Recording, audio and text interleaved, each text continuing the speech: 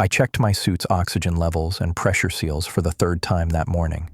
The habit had stuck with me from training, even though Luna Station 7's safety record was impeccable. The mining facility had operated without major incident for 6 years, but that didn't stop me from running through my mental checklist every time I suited up. Systems nominal, I muttered to myself, adjusting the fit around my shoulders. The environmental suit felt lighter than it looked in the lunar gravity, but after a full shift, my muscles would know they'd been working. I made my way through the airlock into the extraction zone where our automated mining equipment harvested rare earth elements from the lunar regolith. The massive machines hummed with purpose, their articulated arms extending into the gray dust, sifting through it for the metals that had become so precious back on Earth. My inspection route took me past each extractor in sequence. I checked readouts, examined wear patterns on the collection mechanisms, and made notes about maintenance priorities. The work was predictable, almost meditative in its routine. I liked that about it. Engineering problems were clean and logical, unlike people who were messy and unpredictable. Extractor 5 needs a bearing replacement within the next 72 hours, I said into my comm, recording the observation for my maintenance log. Vibration pattern indicates early stage failure. I moved to the next machine, but a flash of movement caught my eye through the observation window. Looking up, I saw a transport vessel approaching the landing pad. Its thrusters kicked up clouds of lunar dust as it settled onto the surface. That was odd. We weren't scheduled for any supply drops or crew rotations for another 2 weeks. I tapped my comm. Control, this is Chen. There's an unscheduled transport landing. Designation? The comm crackled. Chen, this is Control. That's Transport Delta 9. Commander Torres has authorized their arrival. Continue your inspection. I frowned. The response was unusually terse, even for our efficiency-minded control team. Understood, I replied, but curiosity pulled me toward the observation deck instead of continuing my rounds. From the deck's wide viewport, I watched as the transport's airlock cycled. 5 figures in environmental suits emerged, moving with the careful steps of those still adjusting to lunar gravity. Their suits lacked the standard Luna Mining Corporation markings that adorned mine. Instead, they were a uniform slate gray without insignia or identification. The lead figure stood slightly apart from the others, their posture suggesting authority. Unlike standard protocol, this person kept their helmet visor completely opaque, even after entering the station's pressurized area where the rest of the group had cleared their visors. Commander Torres met them at the inner airlock. I couldn't hear their conversation through the glass, but her body language showed a deference I rarely saw from our usually commanding station leader. I finished my inspection quickly and headed back inside, timing my return to intersect with the new arrivals. As I entered the main corridor, Commander Torres was leading the group toward the administrative section. I nodded respectfully as they approached. "Commander," I said, "I noticed the unscheduled arrival. Anything the engineering team should prepare for?" Torres stopped, her expression carefully neutral. "Marcus, this is Director Walsh and team. They'll be occupying Section C for a research operation." I looked at the group more carefully. Section C had been mothballed since the station downsized operations last year. It would need significant work to be functional again. "Section C will need environmental systems reactivation," I said, addressing both Torres and the still helmeted figure. "I can put together a prep team too." "That won't be necessary," the helmeted figure, Director Walsh, interrupted. Their voice came through an electronic modulator that stripped away any identifying characteristics, leaving only flat, precise words. "My team will handle all necessary preparations." I tried to make eye contact with the other team members who had removed their helmets. "I'm Marcus Chen, lead station engineer. If you need any assistance with the station systems, just let me know." A woman with auburn hair pulled back in a tight ponytail gave me a brief clinical glance. "Dr. Sarah Mitchell," she said, without extending her hand. "We've been fully briefed on station layouts and systems." The others introduced themselves with similar brevity. James Rodriguez and Lisa Park, both technicians by their gear, and David Kim, whose stance and vigilant eyes marked him clearly as security. "We appreciate your offer," Kim said, though his tone suggested the opposite. "But our operation is classified. Director Walsh will coordinate with Commander Torres if we require engineering support." Torres nodded. "Marcus, please update the station logs to show Section C as restricted access, effective immediately." "Yes, Commander," I said, though questions burned in my mind. "Will there be a briefing for the rest of the crew?" "There's nothing the general crew needs to know," Director Walsh said, the electronic voice giving the words a final, unarguable quality. "Commander Torres has been informed of all relevant details." Torres gave me a look that clearly said, "Drop it." "That will be all, Marcus. Please continue with your scheduled duties." I watched them continue down the corridor, Walsh's helmet still firmly in place despite being in a fully pressurized environment. Something about the whole situation felt off, but I knew better than to push further, at least for now. Within days, Section C transformed from an abandoned wing to a fortress. Warning barriers appeared at all access points, along with security drones that hovered silently, their sensors tracking anyone who approached. The barriers bore no standard hazard markings, just simple text. "Restricted area. Authorized personnel only." I tried to focus on my regular duties, but the mystery of Section C nagged at me. During my night shift 3 days after their arrival, I heard it, the unmistakable sound of drilling equipment, far more powerful than our standard mining tools, reverberating through the ventilation system. The sound continued for hours, deep and rhythmic. Whatever they were doing, it wasn't standard research. A week into their stay, I was running a maintenance check on the external cameras when I noticed something else unusual. During the lunar night, when the station ran on minimal lighting to conserve power, a strange blue glow emanated from Section C's windows. It wasn't the white blue of standard lighting, but something more vibrant, almost liquid in how it moved across the glass. I zoomed in the camera, trying to get a better look, but the angle was wrong. The light pulsed in an irregular pattern that seemed almost organic. The next morning, I sought out Commander Torres in the mess hall. She sat alone, reviewing something on her tablet that she quickly shut off when she saw me approach. "Commander, do you have a moment?" I asked, setting my coffee down across from her.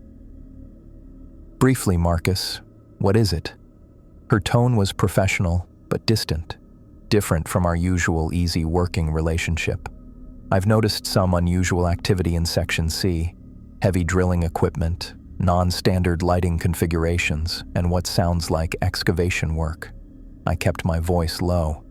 As lead engineer, I should be informed about any structural modifications to the station. It could impact our systems. Torres's expression hardened. "Marcus, I've known you for 3 years, so I'm going to be direct. Your security clearance doesn't cover Director Walsh's operation. The work in Section C has been approved at levels well above either of us. But, no buts," she cut me off. "This isn't open for discussion. Focus on your assigned duties and leave Section C to Walsh's team." "With respect, Commander, if they're making structural changes, I need to know for safety reasons. What exactly are they researching?" Torres leaned forward, her voice dropping to a whisper. "Drop it, Marcus. That's an order. Whatever they're doing in there, it's not our business. Understand?" The intensity in her eyes surprised me. Torres had always been by the book, but I'd never seen her look afraid. "Understood, Commander," I said, though I didn't understand at all. She stood, leaving her half-finished coffee on the table. "Good. I need your atmospheric analysis report by 1600 hours." I watched her walk away, her shoulders tense beneath her uniform. The strange blue light, the drilling, the secrecy, none of it made sense for a standard research operation, and Torres knew more than she was saying. As I finished my coffee, I caught David Kim watching me from across the mess hall, his eyes cold and evaluating. He didn't look away when I noticed him, just continued staring until I left. Whatever was happening in Section C, it was clear they didn't want anyone asking questions, especially me. I stared at the atmospheric analysis readout for the third time, double-checking my findings. The numbers didn't make sense. According to my instruments, Section C was putting out electromagnetic fluctuations that didn't match any equipment in the station's inventory. I'd been tracking these anomalies for days now, ever since Torres had asked me for that atmospheric report. "What the hell are you guys doing in there?" I muttered, scrolling through the data again. The patterns were unusual, spikes of energy that came and went without any discernible pattern. Nothing in our standard mining or research operations produced readings like these. I checked the timestamps against the station's activity logs. Every major energy surge happened during the night cycle, when most of the regular crew was asleep or off duty, including me. I was supposed to be asleep during those hours. I pulled up the duty roster on my tablet. For the past 3 weeks, my shifts had been carefully scheduled to keep me away from Section C during their peak activity periods. That couldn't be a coincidence. I closed the program and rubbed my eyes. The clock on my wall read 2300 hours. I should have been winding down, but sleep wasn't coming easily these days. Not with all these questions buzzing in my head. 3 weeks after Walsh and his team arrived, I found myself wide awake at 3 in the morning, staring at the ceiling of my quarters. The same questions kept circling. What were they doing? Why all the secrecy? And why did Torres look so worried whenever I brought it up? I sat up and swung my legs over the side of my bed. The station hummed quietly around me, most systems running on night cycle protocols. Most of the crew would be asleep. "Screw it," I said to the empty room. I pulled on my jumpsuit and boots, deciding a walk might help clear my head. The corridors were dimly lit on night cycle, the overhead lights reduced to a soft blue glow that wouldn't disrupt anyone's circadian rhythms. My footsteps echoed softly as I walked, with no particular destination in mind. At least, that's what I told myself. I wasn't surprised when I found myself near the entrance to Section C. The security barrier glowed red in the dim corridor, warning lights pulsing softly. I stood there for a moment, listening. No sounds of drilling tonight, no strange blue light from the windows. I turned away, continuing my random walk through the station.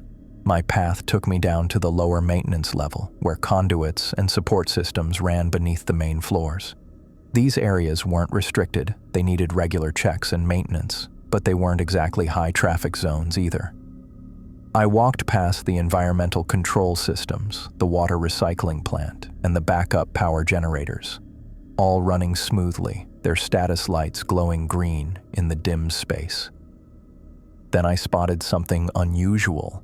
A maintenance hatch in the floor was slightly ajar, its locking mechanism disengaged. According to the label, it led to the subsection directly beneath Section C. It should have been secured. I knelt beside it, examining the lock. It hadn't been forced. Someone with access had left it unlocked. Maybe one of Walsh's team had been down here and forgotten to secure it on their way out. My engineering instincts kicked in. An unsecured hatch was a safety violation, especially in a pressurized environment like Lunar Station. I should close it properly. I pulled the hatch open wider to check the mechanism. A faint blue glow rose from the opening. My heart beat faster as I peered down into the passage. The blue light pulsed gently, coming from somewhere deeper in the subsection. It was the same color I'd seen through Section C's windows that night. I looked up and down the maintenance corridor. No one was around. The station's night cycle would continue for another 4 hours. No one would know if I took a quick look. I hesitated, thinking about Torres's warning and Kim's watchful eyes in the mess hall. Then I thought about the strange energy readings and the secrecy surrounding Walsh's operation.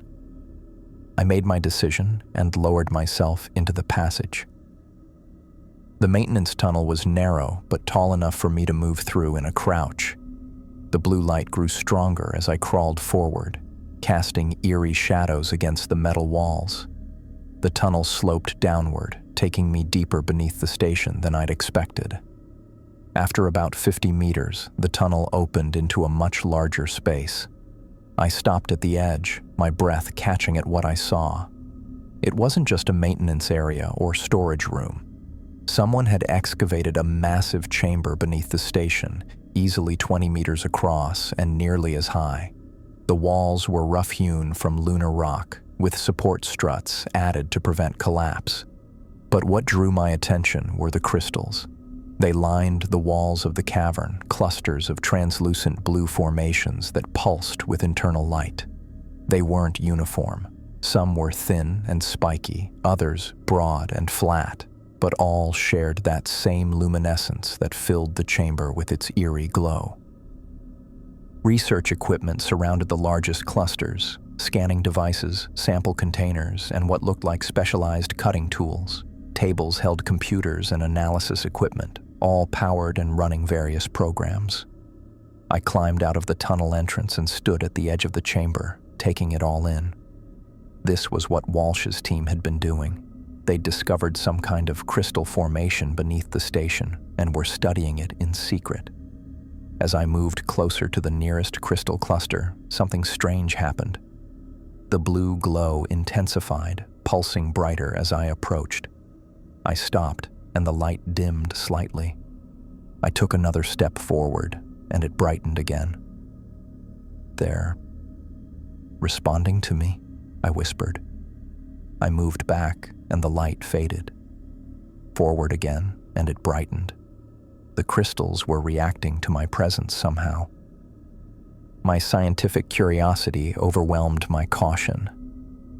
I approached the largest cluster, pulling out my tablet to document what I was seeing.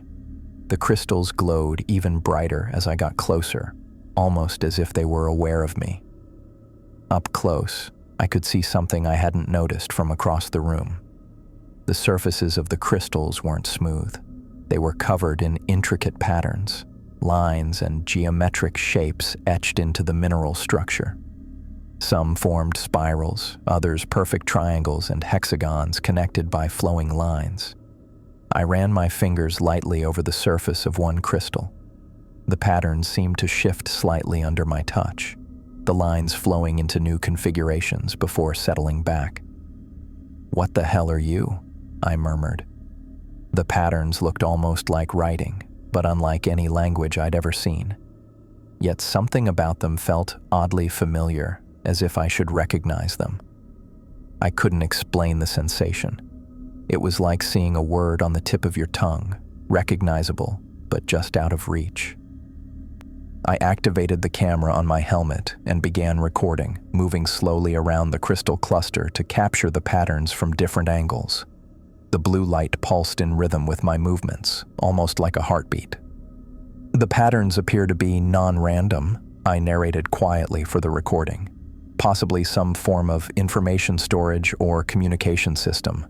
The crystals react to proximity, increasing luminescence when approached." I was so focused on documenting the patterns that I didn't hear the footsteps until they were almost upon me. "I believe you're in a restricted area, Mr. Chen."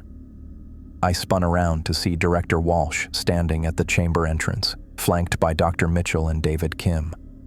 Walsh's face was visible for once, their helmet removed in the pressurized chamber. They had sharp features, pale skin, and eyes that gave away nothing. Kim had his hand on his sidearm, and Mitchell held some kind of scanning device pointed in my direction. "Director," I said, trying to keep my voice steady. "I was doing routine maintenance checks and found an unsecured hatch. I came to investigate." "At 3 in the morning?" Walsh's voice was cold. "And decided to document your findings rather than report them?" "I was going to report it," I said, "but I wanted to understand what I was seeing first. These crystals, they're not like anything I've ever encountered. They seem to respond to human presence." "They respond to biological signatures," Dr. Mitchell said, her eyes fixed on her scanner rather than on me, "particularly neural electrical patterns. Fascinating that they reacted so strongly to you. Most subjects don't elicit such a pronounced response." "Most subjects?" I asked. "You've brought people down here before?" "That's not your concern," Walsh said sharply. They nodded to Kim. "Take his equipment and escort Mr. Chen to the interrogation room in Section C. I want to know exactly what he's seen and recorded." Kim stepped forward, hand still on his weapon. "Tablet and helmet, now." I looked between the three of them, then at the glowing crystals behind me. The blue light pulsed faster, almost urgently. "Look," I said. "I'm just trying to understand what's happening here. These crystals are clearly not natural lunar formations. What are they? Where did they come from?" "You'll be briefed on what we determine you need to know," Walsh said. "David, take him." Kim approached me, his expression hard.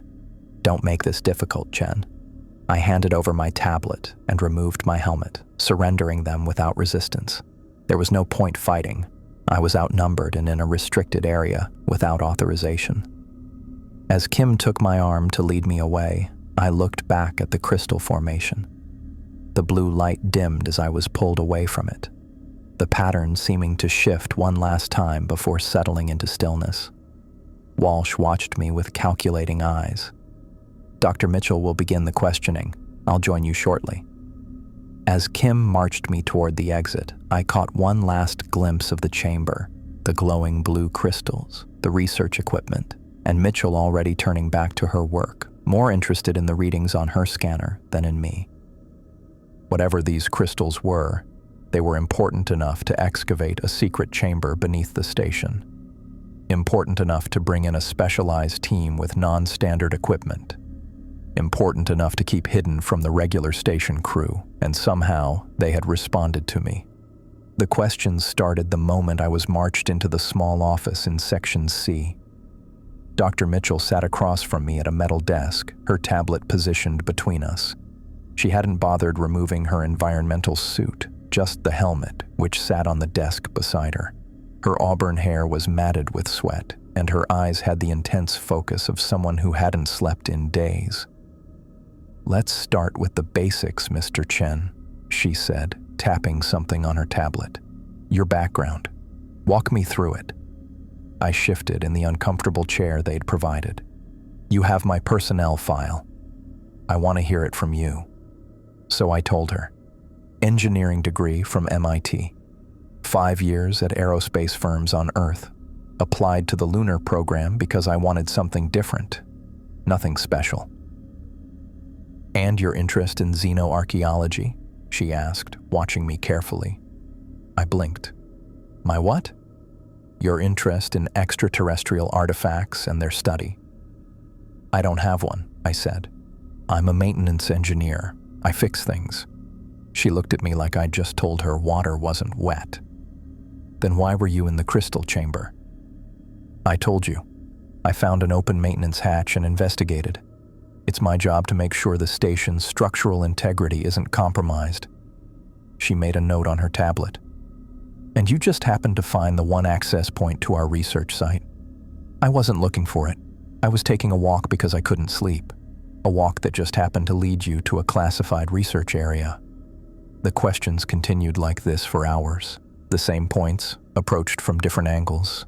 My educational background, my previous employers, my hobbies, my reading habits, whether I'd ever studied geology, archaeology, or xenobiology, whether I'd had contact with any research groups interested in extraterrestrial intelligence.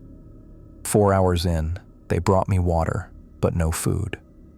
My stomach growled, but Mitchell didn't seem to notice or care. "Let's talk about your application to the Lunar program," she said, pulling up a new file. "Your psychological profile indicates a high curiosity rating and tendency to investigate anomalies rather than report them. Would you say that's accurate?" I rubbed my eyes. "Look, I'm a good engineer because I'm thorough. I don't ignore problems." "That's not what I asked." "Yes, I'm curious. Most engineers are. It's not a crime." "No one said it was," she replied, but her tone suggested otherwise. By the 6th hour, I was exhausted. Mitchell had cycled through the same questions multiple times, watching my face carefully each time as if waiting for me to slip up. "What are those crystals?" I finally asked during a brief lull. "I've never seen anything like them." Mitchell's face hardened. "That information is classified. They're not natural formations, are they? The way they responded to my presence." "Mr. Chen," She cut me off. "You are not authorized to ask questions. You are here to answer them." I've answered everything a dozen times. I'm a maintenance engineer who stumbled onto something I wasn't supposed to see. That's it. The door opened behind me. I turned to see Director Walsh entering, still fully suited with their helmet on. The electronic voice came through clearly. "That's enough, Dr. Mitchell. Has he provided anything useful?" Mitchell looked frustrated. "Nothing conclusive. His story hasn't changed, but that doesn't mean—" "We don't have time for this," Walsh interrupted. "Mr. Chen, you are confined to your quarters until further notice. You will not communicate with anyone, including Commander Torres. You will not access any station systems except basic life support in your room. Is that clear?" I stood up, my legs stiff from sitting so long. "What about my duties? The extraction equipment needs regular maintenance, or—" "That is no longer your concern," Walsh said. "Security Officer Kim will escort you to your quarters." Kim appeared in the doorway, hand resting on what looked like a sidearm. I'd never seen weapons on the station before. "This is ridiculous," I said. "Commander Torres wouldn't—" "Commander Torres answers to me," Walsh said, their modulated voice flat. "And now, so do you." Kim grabbed my arm and pulled me toward the door. As we left, I heard Walsh asking Mitchell about containment protocols and something about accelerated timeline. My quarters felt smaller than I remembered. The door closed behind me with a heavy thud, and I heard the electronic lock engage. I tried my access code on the panel, but the screen flashed red. Locked out. The window in my quarters was small, just a porthole really, but it offered a view of the lunar surface and the Earth hanging in the black sky. I pressed my face against it, trying to see if there was any activity outside, but the angle was wrong. I checked the comm panel. No outgoing connections allowed. The entertainment system still worked, but network access was blocked.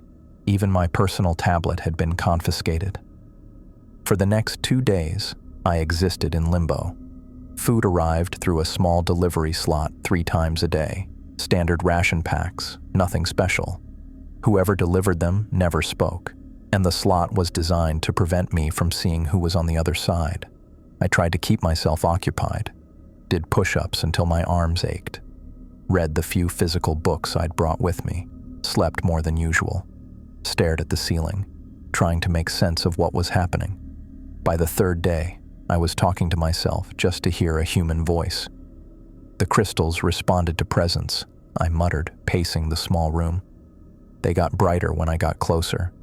Some kind of bioluminescence, but they're not organic. Are they? I was still pacing when the alarm started.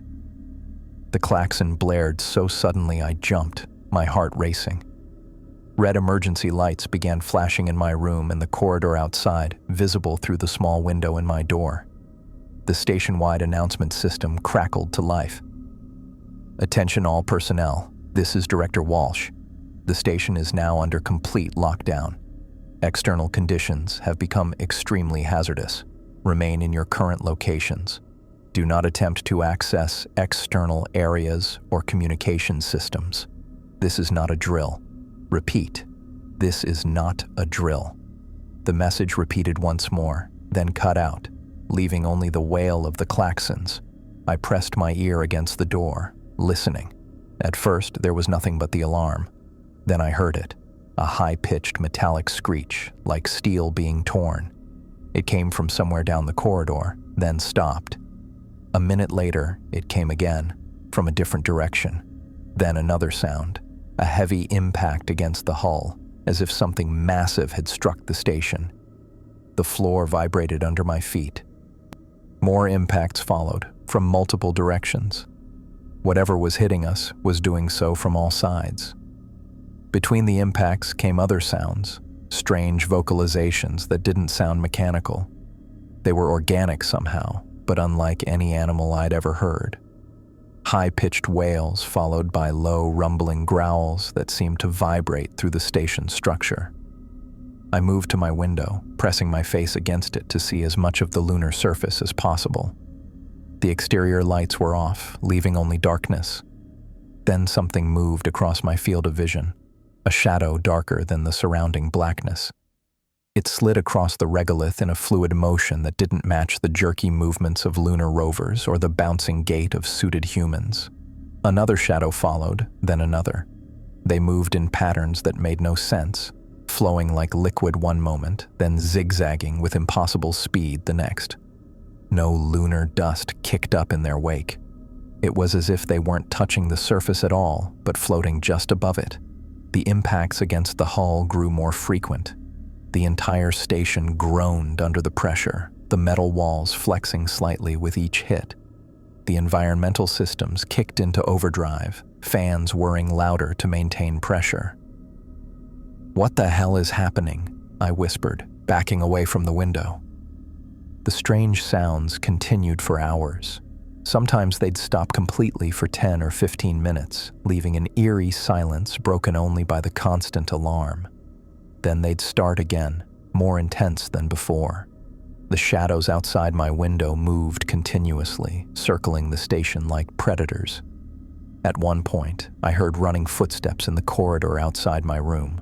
Someone shouted something I couldn't make out, then a sound like tearing metal, followed by a scream that cut off abruptly. I tried the door again, but it remained locked. The comm panel was still dead. I was trapped in my quarters while something, multiple somethings, surrounded the station. The station's structure continued to vibrate with each impact, the walls occasionally creaking under stress. The lights flickered once, then stabilized. Whatever emergency protocols Walsh had implemented, they were at least keeping the power on. I sat on my bed, back against the wall, listening to the chaos outside. The strange organic vocalizations grew louder, more varied, almost like they were communicating with each other. The shadows kept moving across my window, their patterns becoming more erratic, more agitated. All I could do was wait, trapped in my room as something impossible happened outside. I slid my maintenance keycard through the reader, bypassing the lock on my quarters with a code that wasn't supposed to work on residential doors. The panel blinked green, and I pushed the door open, half expecting an alarm to sound. Nothing happened. The corridor stretched empty before me, lit only by the dim emergency strips along the baseboards. Walsh's orders to stay put could go to hell. I had a job to do. The station's safety systems were my responsibility. Whatever Walsh and his team were doing with those crystals, I needed to make sure they hadn't compromised the structural integrity of Luna Station 7. That wasn't paranoia. It was engineering. I moved quietly down the corridor, keeping close to the wall. The emergency lighting cast long shadows across the floor, making ordinary objects look strange and distorted. Something felt wrong. The usual background hum of the environmental systems seemed muted, replaced by an unsettling silence. My boots barely made a sound on the polished floor as I approached the main junction. I expected to run into someone, night shift personnel, maybe one of Walsh's security team, but the station felt abandoned. I rounded the corner and stopped dead. The common area was wrecked. Tables had been flipped over, chairs scattered like they'd been thrown. A vending machine lay on its side, snacks spilled across the floor. Dark stains marked the white tiles in long, sweeping patterns. "Hello?" I called out, my voice sounding thin in the empty space. "Anyone there?" No response. I knelt beside one of the dark stains and touched it with my fingertip. It was tacky, not quite dry. Blood. My stomach tightened.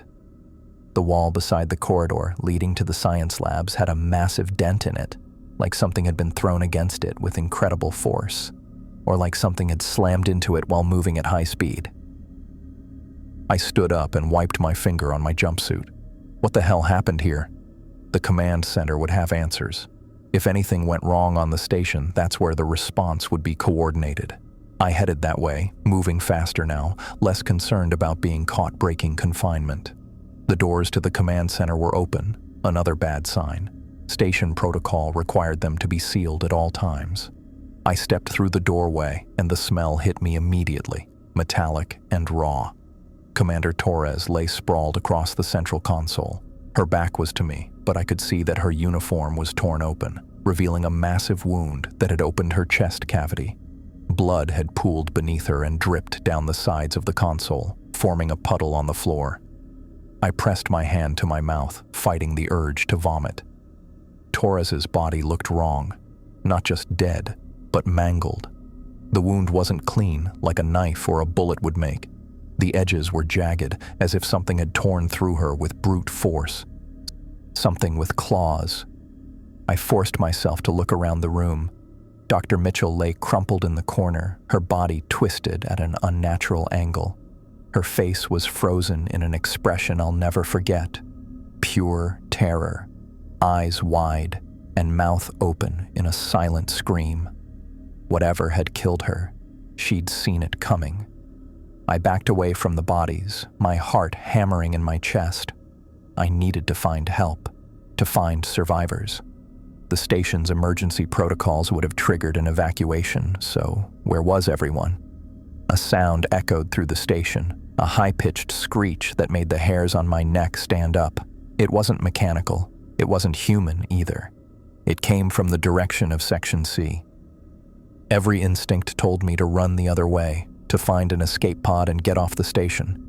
But if there were survivors, they might be trapped, and I needed to know what had happened. I moved towards Section C, following the sound. The screeching came again, louder this time, followed by a crashing noise like metal being torn apart. The security barrier that had blocked access to Section C was gone. Not deactivated, destroyed. The metal framework had been ripped from the walls, leaving jagged edges of torn steel. The warning lights that had glowed red now dangled from broken wires, sparking occasionally. Beyond the ruined barrier, the corridor leading to the maintenance hatch was littered with debris. Equipment lay scattered and broken, and more of those dark bloodstains marked the walls and floor. The maintenance hatch stood open, the same one I'd found earlier. Blue light pulsed from below, but now it was mixed with the harsh white glare of work lights. I climbed down, moving as quietly as I could. The tunnel seemed longer than before, the slope steeper. The blue glow grew stronger as I approached the crystal chamber, but something was different about it. More intense, more erratic. I reached the chamber entrance and froze. The space was transformed.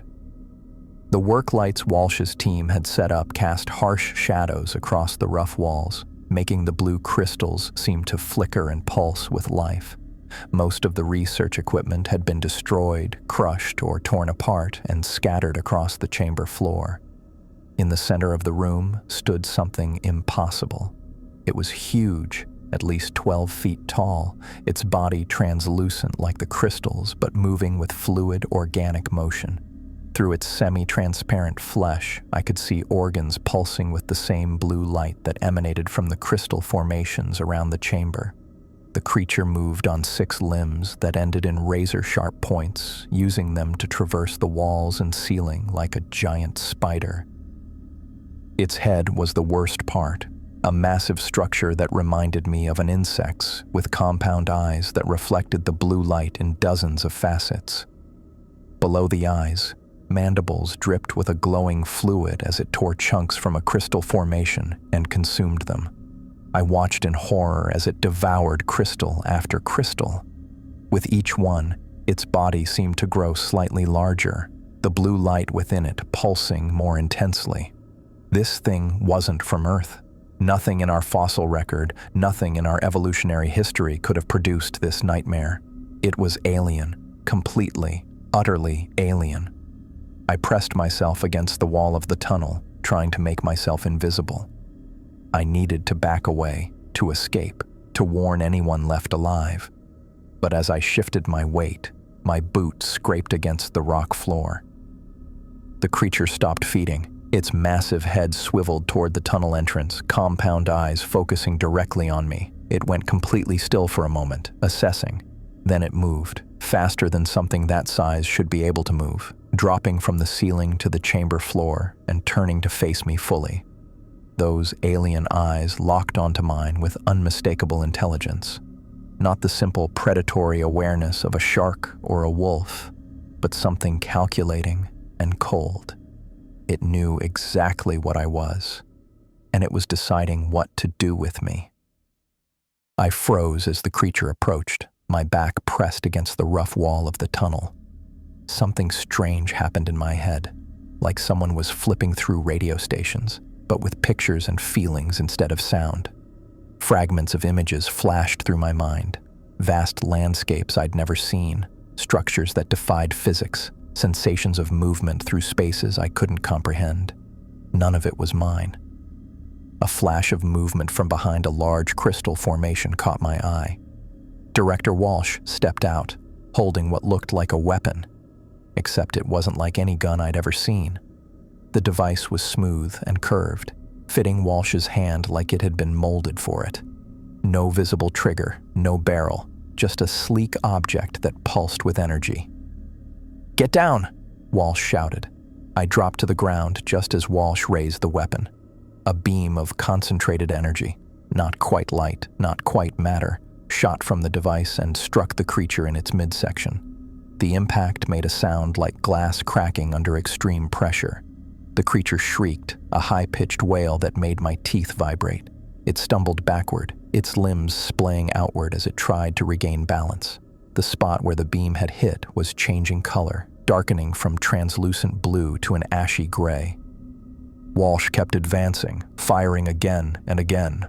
Each shot was precise, striking different points on the creature's body. With each hit, the creature's movements became more erratic, its body less coordinated. "What is that thing?" I yelled over the noise. Walsh didn't answer, focused entirely on the creature, which was now thrashing wildly, its limbs smashed into research equipment, sending computers and scanners flying across the chamber. One of its appendages struck a cluster of crystals, shattering them. The broken pieces fell to the floor, their blue light fading as they hit the ground. The creature roared, a sound that seemed to come from everywhere at once. Its body was changing, the blue glow inside it flickering like a dying light bulb. Parts of it were turning solid, losing their transparency, while others seemed to be dissolving into mist. I scrambled backward, trying to get farther away from the battle. My back hit something hard, another crystal formation, and I felt a jolt of energy pass through me. For a split second, I was somewhere else, floating in a vast darkness filled with points of light that weren't stars. Then I was back in the chamber, watching as Walsh fired one final shot. This one hit the creature directly in what I assumed was its head. The creature went rigid, all 6 limbs extending outward, and then it screamed. This wasn't like the earlier sounds. This wasn't something I heard with my ears. This was inside my head, bypassing my senses entirely and drilling directly into my brain. The scream carried with it emotions so alien and intense that my mind couldn't process them. Grief, rage, fear, but also something like warning. Images flooded my consciousness, a vast darkness between stars, something moving through it, shapes that hurt to look at, a sense of pursuit, of flight, of desperate escape. And underneath it all, a single concept that translated in my mind as, "They are coming." My vision fractured like broken glass. Reality seemed to split apart, each piece showing me something different. Some from the creature's memories, some from places I'd never been, some that couldn't possibly exist in our universe. I felt my body hit the floor, but it seemed distant, like it was happening to someone else. My consciousness was coming apart, unable to contain what was pouring into it. The last coherent thought I had was that the creature wasn't just dying, it was trying to tell us something. Something worse was approaching. Then everything went black. I woke up to the steady beep of medical equipment. My eyes felt like they were glued shut, and it took real effort to pry them open. Bright light made me wince and close them again immediately. "He's conscious," a woman's voice said nearby. Pupillary response normal. I tried again, opening my eyes more slowly this time. A ceiling came into focus, smooth white panels with recessed lighting. Not the rough-hewn rock of the Lunar station. This looked like Earth. "Mr. Chen?" the woman's voice again. "Can you hear me?" I turned my head slightly and saw a doctor standing beside my bed. She was middle-aged with black hair styled in neat locks with silver streaks running through them. She wore a white coat over professional clothing with a stethoscope around her neck. "Yes," I managed to say, though my voice came out as a rasp. My throat felt like I'd swallowed sandpaper. "Where am I?" "You're in a secure medical facility in Colorado," she said. "I'm Dr. Amanda Foster. I've been overseeing your care since you were brought in." Colorado? How did I get to Earth? The last thing I remembered was the crystal chamber on Lunar Station 7, the creature, Walsh, and then... I tried to sit up, but my body felt weak, uncooperative. Dr. Foster put a gentle hand on my shoulder. "Take it easy," she said. "You've been unconscious for nearly 2 weeks." 2 weeks? That couldn't be right. I looked around the room and noticed we weren't alone. 3 men in dark suits stood near the door, watching me with careful expressions. Government types, definitely. Maybe military intelligence. "What happened?" I asked. "The station, the creature." Dr. Foster exchanged a glance with one of the suited men, who gave her a slight nod. "Mr. Chen," she said, turning back to me with a carefully neutral expression, "Lunar Station 7 was destroyed by a meteor impact. According to the records, an automated emergency protocol launched your escape pod just before impact. You were the only survivor." That wasn't right. There was no meteor. There was a creature in the crystal chamber, and Walsh had some kind of advanced weapon. "No," I said, trying again to sit up. "That's not what happened. There was something in the station, something not from Earth. Walsh knew about it. They were studying it." The suited man stepped forward. "Mr. Chen, I'm Agent Robert Kane. You experienced severe trauma during the emergency evacuation. The oxygen system in your escape pod malfunctioned, causing hallucinations and memory distortion." "That's not true," I insisted. "I saw it. It was in the crystal chamber beneath the station. It killed Torres and Mitchell. Walsh shot it with some kind of energy weapon." Dr. Foster checked something on the monitor beside my bed. "Your brain scans show unusual activity in the temporal and parietal lobes," she said. "It's consistent with oxygen deprivation and trauma-induced hallucinations." I shook my head, which made the room spin slightly. "No, I know what I saw." Kane moved closer to the bed. "Mr. Chen, there was no creature. Director Walsh was never assigned to Lunar Station 7. There is no Director Walsh in our personnel records. The station was hit by a meteor, and you were lucky to escape. The rest is a fabrication of your oxygen-deprived brain." I stared at him, trying to process what he was saying. They were lying. They had to be. The images were too vivid, too detailed to be hallucinations. I could still feel the creature's death scream resonating in my mind, still see the warning it had tried to communicate. "The crystals," I said. "Blue crystals in a chamber beneath the station. They were studying them." "Lunar Station 7 was a standard mining operation," Kane said firmly. "There were no research facilities or crystal chambers. Dr. Foster adjusted something on my IV drip. You need to rest, Mr. Chen. Your body is still recovering." I wanted to argue more, but I felt a wave of fatigue wash over me. Whatever she'd added to my IV was working quickly. My eyelids grew heavy. "We'll talk more when you're stronger," Dr. Foster said, her voice already sounding distant. As consciousness slipped away, I clung to what I knew was real, the creature's final warning echoing in my mind. "They are coming." I sat across from Agent Kane in a windowless conference room, watching him slide the settlement papers toward me. The government's terms were simple. Sign the non-disclosure agreement, accept their version of events, take the money, and never speak about what really happened on Lunar Station 7. "Just to be absolutely clear, Mr. Chen," Kane said, tapping a manicured finger on the document. "The official record states that a catastrophic life support malfunction occurred during an emergency evacuation procedure.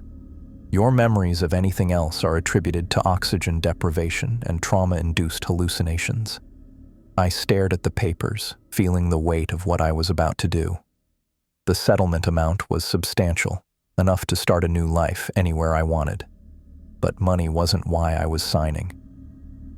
"And if I ever suggest otherwise?" I asked, though I already knew the answer. Kane's smile didn't reach his eyes. "Then you'd be in violation of several national security statutes, carrying penalties I don't think you'd enjoy." He leaned forward slightly. "The Lunar program is vital to our national interests. Disruptions based on unverifiable claims would be treated as a serious matter." I picked up the pen. My hand felt heavy. "The psychological counseling is mandatory," Kane continued. 6 months minimum. Dr. Levine is excellent. She's helped others in similar situations." "Similar situations?" I looked up. "You mean other survivors who've seen things they shouldn't?" Kane's expression didn't change. "I mean other individuals who've experienced traumatic events and need professional guidance to process their experiences correctly." I signed my name on each flagged page, trying not to think about Commander Torres's body sprawled across the command console. The image came anyway. The massive wound in her chest, the blood pooled beneath her. I tried not to remember Dr. Mitchell's twisted body in the corner, her face frozen in terror. "Excellent," Kane said, collecting the papers. "Your first session with Dr. Levine is tomorrow at 10. The funds will be transferred within 48 hours. He stood and extended his hand. "For what it's worth, Mr. Chen, I believe you're making the right choice." I shook his hand mechanically. "Do I have a choice?" "We always have choices, Mr. Chen. Some are just better than others." 3 months later, I was back in Chicago, working as a consulting engineer for private aerospace firms. My apartment overlooked Lake Michigan, and on clear days, I could see all the way to the horizon. I'd look up at the moon sometimes, trying to spot where Lunar Station 7 had been.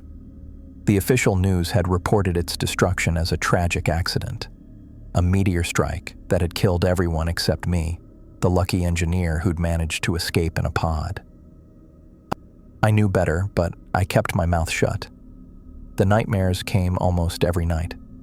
I'd see the creature again, its translucent body glowing blue from the crystals. I'd feel that strange mental connection, like flipping through radio stations in my head, and then I'd hear its final scream. Not with my ears, but inside my mind. "They are coming." I'd wake up sweating, heart pounding, the warning echoing in my head. Sometimes I'd sit on my balcony until dawn, watching the stars and wondering what was out there, moving toward us. Dr. Levine said the dreams were my brain's way of processing trauma. "The mind creates narratives to make sense of chaotic events," she explained during our sessions. "Your background in engineering means you seek patterns and explanations. When none exist, you create them." I nodded and agreed because that's what I was supposed to do. I told her the nightmares were becoming less frequent. I told her I was starting to accept the truth about what happened. She seemed pleased with my progress. But at night, alone in my apartment, I'd open my laptop and research. I started with ancient symbols, looking for anything that resembled the patterns I'd seen on the crystals and on the creature's skin. I found similarities in cave paintings from France, Australia, and South Africa, all dating back more than 20,000 years. The same swirling patterns, the same 6-limbed figures. I created a private digital journal, encrypting everything. I knew Kane, or someone like him, was probably monitoring my online activity, so I was careful. I used public computers at libraries. I paid cash for books on xenoarchaeology and ancient astronaut theories. Most of it was garbage, but occasionally I'd find something that made my skin crawl. A description or an image that matched what I'd seen in that chamber beneath Lunar Station 7. One night, 6 months after returning to Earth, I found myself in a small bookstore in Evanston, browsing through the occult section. An old, leather-bound book caught my eye. Cosmic Hieroglyphs, the universal language of the stars.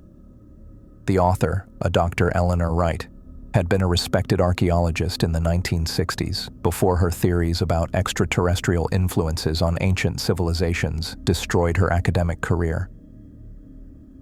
I flipped through the pages and froze. There, in a chapter about prehistoric Australian rock art, was a drawing that perfectly matched the pattern I'd seen pulsing across the creature's skin just before Walsh shot it. The caption read, "Figure 23, recurring motif found in Arnhem Land, Australia, dated approximately 28,000 BCE. Similar patterns appear in cave systems across 5 continents with no known contact between civilizations." I bought the book and hurried home, my heart racing. That night, I read until dawn, taking notes and making connections. Dr. Wright had documented dozens of similar symbols worldwide, all appearing around the same time in human history. She believed they represented a universal language, a way of communicating complex ideas through mathematical patterns. The next morning, I called in sick to work and spent the day researching Dr. Wright. She died in 1983, largely forgotten by the scientific community. Her final paper, rejected by every academic journal, had proposed that these symbols were warnings left by ancient humans who had encountered something not of this world. I printed her paper from a university archive and read it 3 times. The final paragraph sent chills down my spine. These symbols appear to serve as both warning and preparation. The cyclical nature of the patterns suggests a timed return, something that comes and goes on a cosmic schedule beyond human lifespans. If my calculations are correct, we are approaching another visitation cycle. She'd written that 40 years ago. A year passed. Then, too, I kept my head down, did my job, and never spoke about Lunar Station 7. I dated occasionally, but couldn't maintain relationships. How could I, with such a massive secret? I'd wake up screaming sometimes, and how could I explain that to someone sleeping beside me? I moved to a house outside the city, partly for privacy and partly because I couldn't stand being surrounded by people who had no idea what was coming. I set up a small observatory in my backyard, nothing fancy, just a telescope powerful enough to see the moon's surface clearly. I'd spend hours scanning the lunar landscape, looking for any sign of activity near where the station had been. I never saw anything unusual, but I kept looking. I wondered about Walsh sometimes. Who was he really? What agency did he work for? Had he known about the crystals before arriving at the station, or had it been a discovery? And that weapon he'd used, smooth, curved, pulsating with energy. It wasn't like anything I'd ever seen in military or civilian technology. I tried searching for information about him online, but found nothing. It was as if Director Walsh didn't exist. The same was true for his team. Dr. Mitchell, Security Officer Kim, and the others. According to all official records, they had never been on Lunar Station 7. The crew manifest listed only standard mining personnel, all lost in the accident. I was the sole survivor of something that had never officially happened. One night, after a particularly vivid nightmare, I sat at my kitchen table with a glass of whiskey and wondered if I was going crazy. Maybe Kane and Dr. Levine were right. Maybe my mind had created an elaborate fantasy to cope with a traumatic event. Maybe there had been a life support malfunction. Maybe I was the lucky one who got out. But then I'd remember the feeling of the crystal under my fingers, the way the patterns shifted, the creature's intelligence as it assessed me, the warning that bypassed my ears and went straight into my mind. They are coming. I finished my whiskey and went to bed, knowing I'd wake up with the same nightmare again. And I did, the dying creature's warning replaying in my mind, along with the persistent feeling that whatever it had warned about was still approaching. Sometimes, on clear nights, I'd set up my telescope and point it not at the moon, but at the stars. I'd look at distant points of light and wonder which one might be the source of what was coming. I'd wonder if anyone else knew, if Walsh and his people were preparing somehow, or if they dismissed the warning as I'd been told to do. I wondered if I was the only one who carried this knowledge, the only one who understood that something was out there, moving toward us, The only one who woke up every night with the certainty that we were not alone and that whatever was not coming in peace. I'd stand there until dawn, watching the stars fade as the sky lightened, feeling both incredibly small and impossibly burdened. Then I'd go inside, make coffee, and prepare for another day of pretending everything was normal. Another day of carrying a truth no one wanted to hear.